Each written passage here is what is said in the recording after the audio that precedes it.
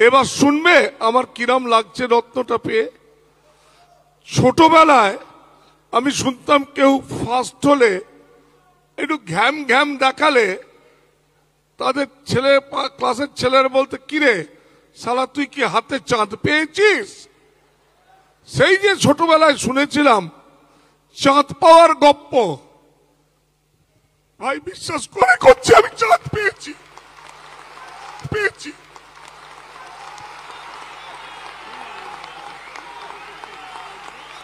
আচ্ছা, শুনলাম আমাকে 1 লাখ টাকা দিয়েছে। অনেক হেসেছিস তোরা, একটু দুঃখের কথা শুনে। আমার মনটা কিন্তু সবুজ বেলুন 40 বছরের মতন আছে, কিন্তু সামনের 29শে জুলাই 80-র কাছাকাছি হয়ে যাবে।